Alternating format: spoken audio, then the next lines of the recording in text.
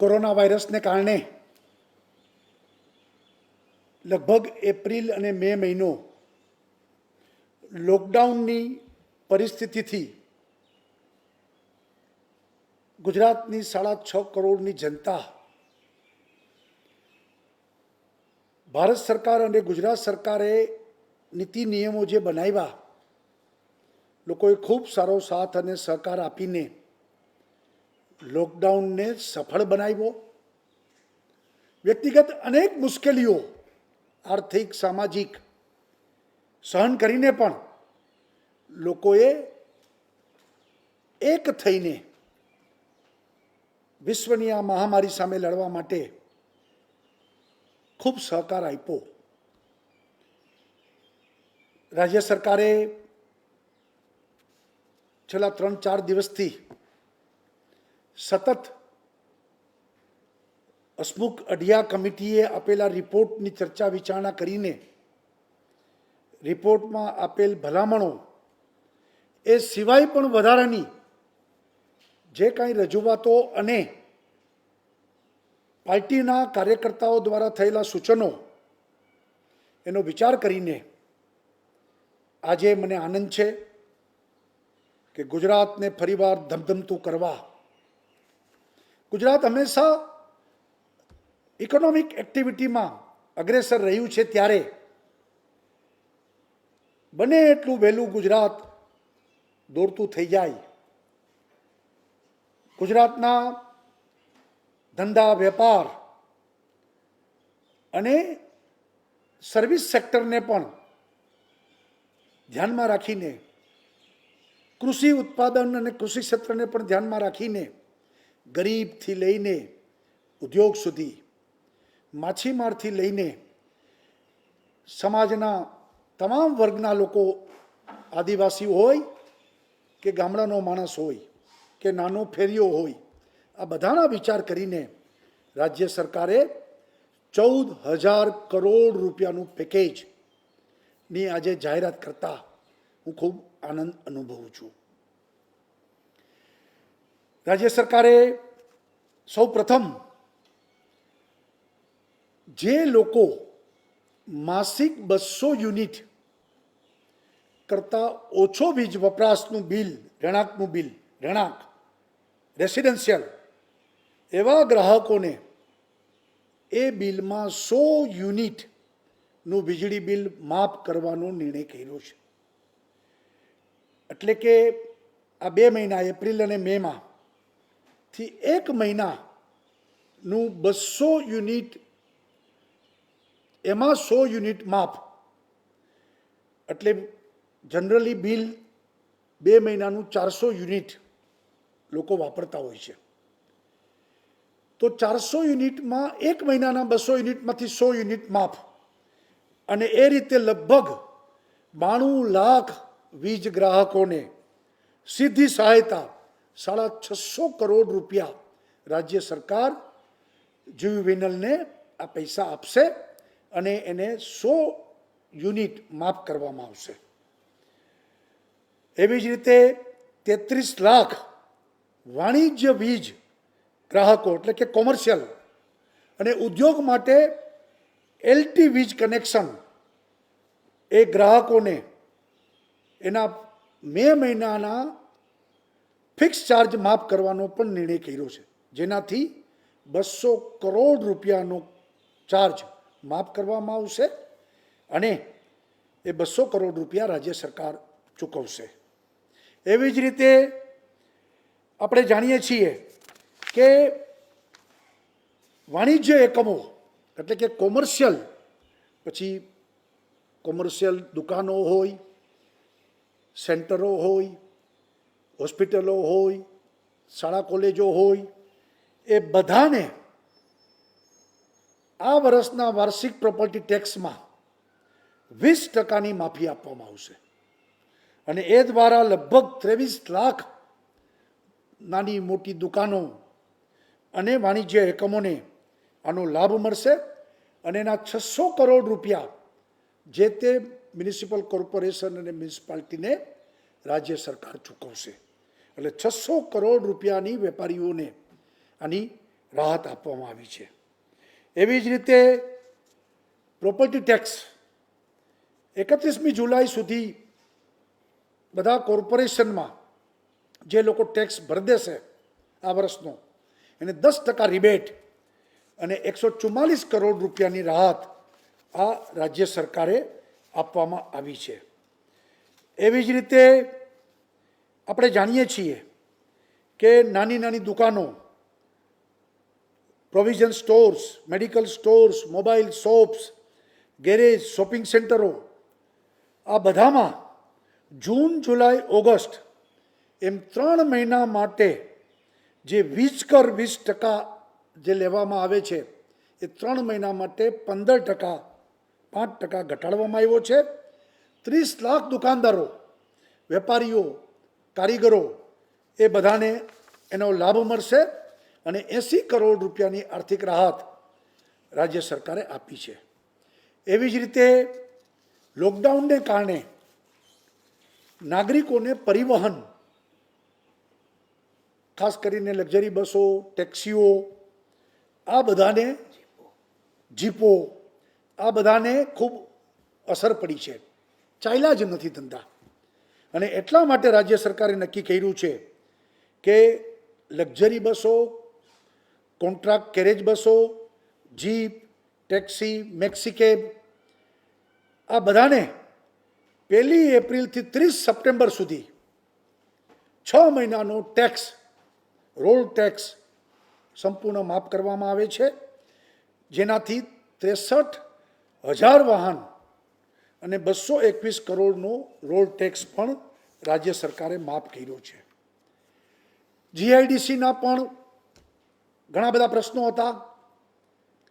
GIDC ધમધમતી થાય, ઉદ્યોગો કામ કરતા થાય તો અનેક લોકોને રોજીરોટી આપે અને એ દ્રષ્ટિથી 460 કરોડ રૂપિયા જીઆઈડીસીમાં પછી બાકી લેણા હોય, એને ઉપર પેનલ્ટી ચડેલી હોય, વ્યાજ ચડેલી હોય, આ બધામાં આ પેનલ્ટી, વ્યાજ એ પ્રકારે જે કાંઈ હર્ડલ્સ હતા એ દૂર કરીને ઝડપથી ઉદ્યોગો કામે લાગી જાય એટલા માટે 460 કરોડ રૂપિયાની એમાં પણ જીઆઈડીસીના અલગ અલગ નિર્ણયો કરી અને એમાં પણ રાહત આપવામાં આવી છે.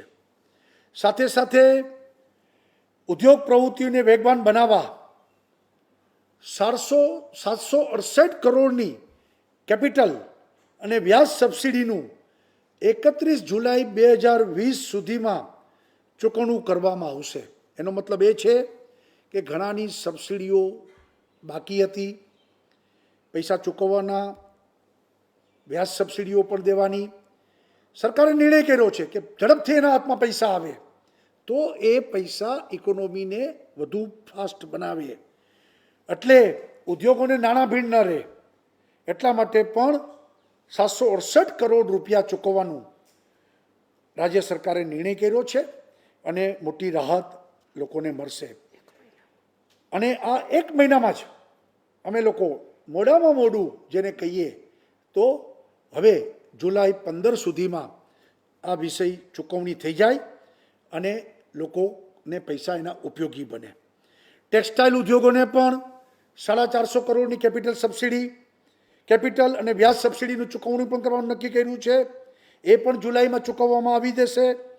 એવી જ રીતે મેગા ઇન્ડસ્ટ્રીઝના જે કંઈ 150 કરોડ રૂપિયાની કેપિટલ અને વ્યાજ સબસિડી પણ એનું પણ ચૂકવણું ઝડપથી કરશે.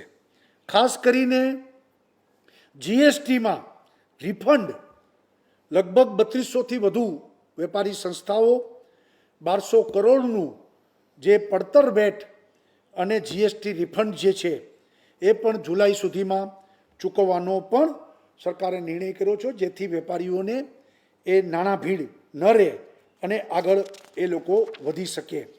એવી જ રીતે રાજ્ય સરકારે હાઉસિંગ સેક્ટરમાં ખાસ કરીને હાઉસિંગ સાથે ઘણી બધી રોજગારી જોડાયેલી હોય છે. અનેક લોકો એમાંથી રોજગાર મેળવતા હોય છે.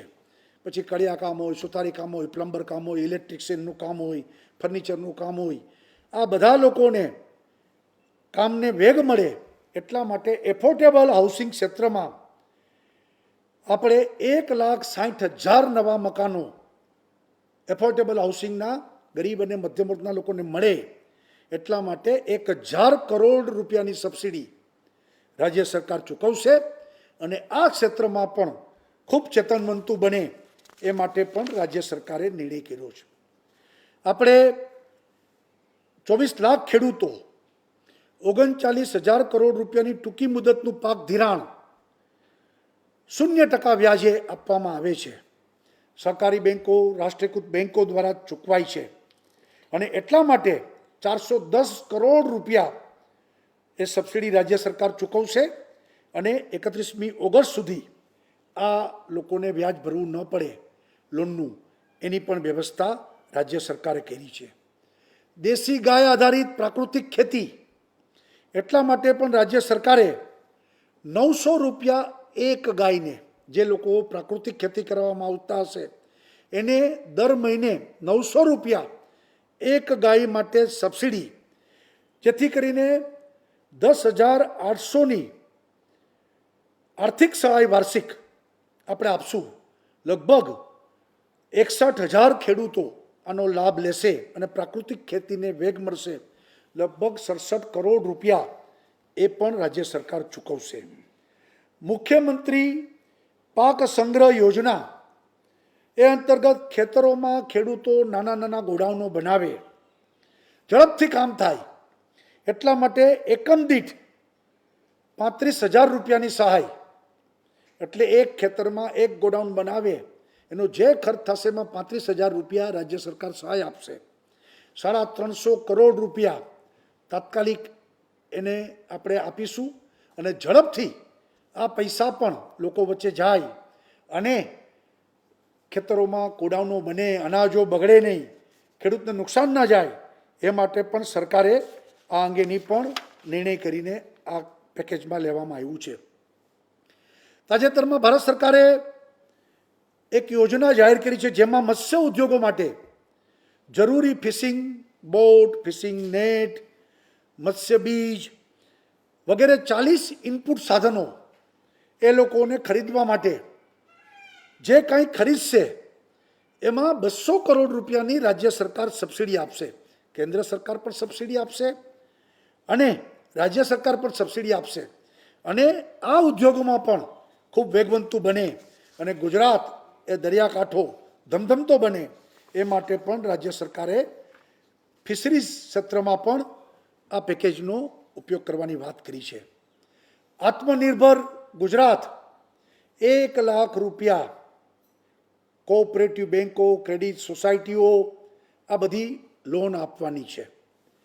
એમાં રાજ્ય સરકારે નક્કી કર્યું છે મુજબ 6% ઇન્ટરેસ્ટ સબસિડી રાજ્ય સરકાર આપશે, વાર્ષિક 2% જ ખાલી જે તે અરજદાર એને ચૂકવવાના રહેશે. 1 લાખ રૂપિયા સુધીની મુદતમાં એ આપણે આત્મનિર્ભર ગુજરાત પાર્ટ 1 આપણે જાહેર કરેલું. આ વખતે બીજું પાર્ટ 2 જાહેર કર્યું છે આપણે, જેમાં 1 લાખથી 2.5 લાખ સુધી બેન્કો, કોઓપરેટિવ ક્રેડિટ સોસાયટીઓ એ બધા લોકો લોન આપશે.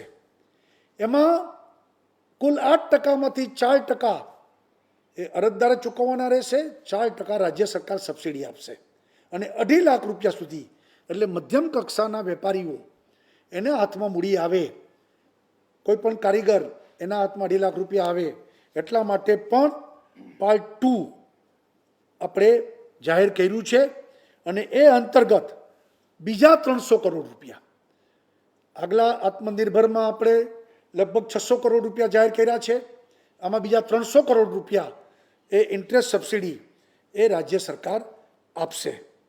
મહિલાઓને સ્વરોજગારી માટે મહિલા ઉત્કર્ષ જૂથોને, સખી મંડળોને 0%થી લોન એ મળી રહે એટલા માટે આપવામાં આવશે, જેના 200 કરોડ રૂપિયા એ વ્યાજ સહાય માટે પણ રાજ્ય સરકારે આ વિતરણ કરવાનું નક્કી કર્યું છે. એવી જ રીતે માનવ ગરિમા કલ્યાણ યોજના અને એ અંતર્ગત આપણે 32,000થી વધુ લાભાર્થીને ઝડપથી જ આપણે એ પોતે સ્વનિર્ભર બને એટલા માટે સાધનો એમને આપવાના અને એના આધાર ઉપર એ રોજીરોટી કમાતો થાય એટલા માટે 25 કરોડ રૂપિયા પણ રાજ્ય સરકારે જાહેર કર્યા છે.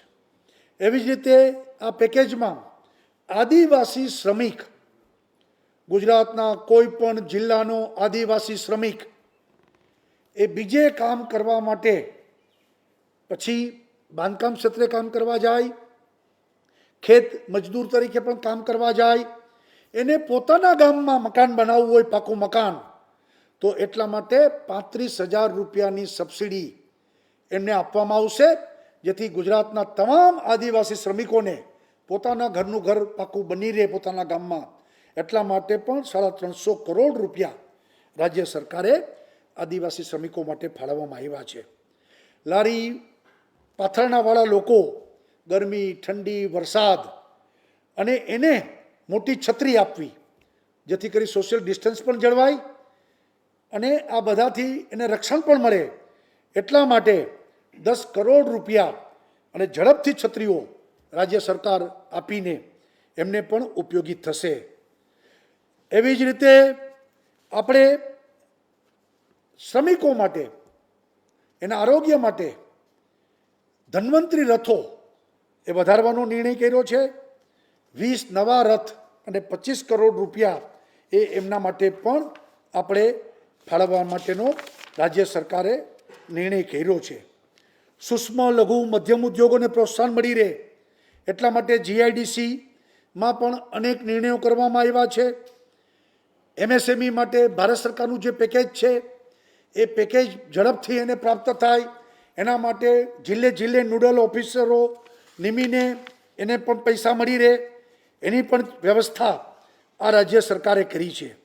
એવી જ રીતે રાજ્ય સરકારે રાષ્ટ્રીયકૃત બેન્કો સાથે સૂક્ષ્મ લઘુ વ્યાજ, લઘુ મધ્યમ કદના ઉદ્યોગોને ધિરાણ માટે વ્યાજના દરને ધ્યાનમાં રાખીને હાલના વ્યાજના દર 12%થી ઘટાડીને 10%નો જે નિર્ણય થયો છે એ માટે પણ સબસિડી રાજ્ય સરકાર આપશે.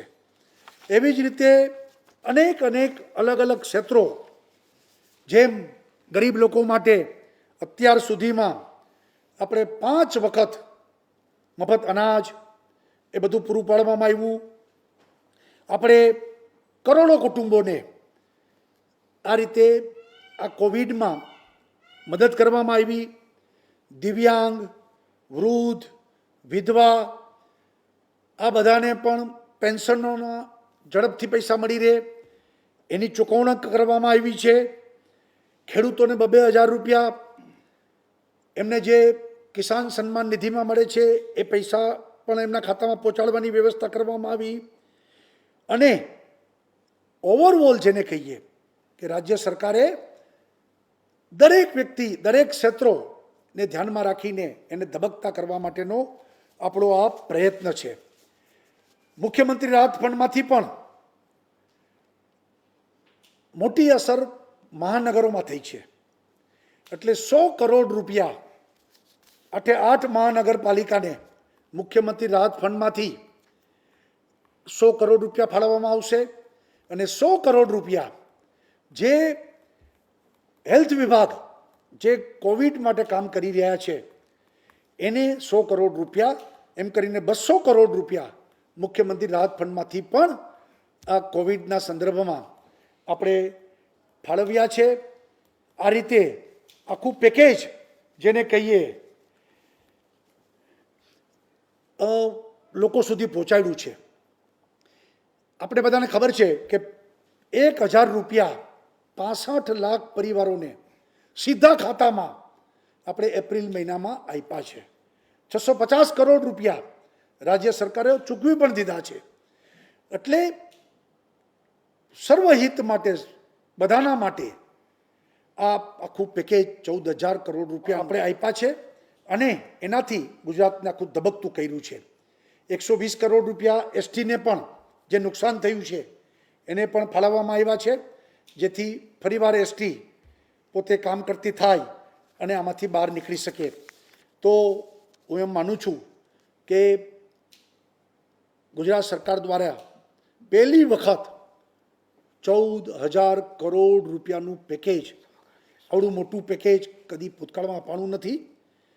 આ વખતે રાજ્ય સરકારના બધા અમે મંત્રીઓ અધિકારીઓ સાથે મળીને તમામ ક્ષેત્રોને ધ્યાનમાં રાખી અને ગુજરાત વાઇબ્રન્ટ ગુજરાત બને, ગુજરાત અગ્રેસર રહે, ગુજરાત ઉદ્યોગ વેપાર માટે આખી દુનિયા માટે બેસ્ટ ડેસ્ટિનેશન બની રહે અને ઝડપથી બધું પુનઃસ્થાપિત થાય એ માટે આજે આ એક પેકેજની જાહેરાત કરવામાં આવે છે.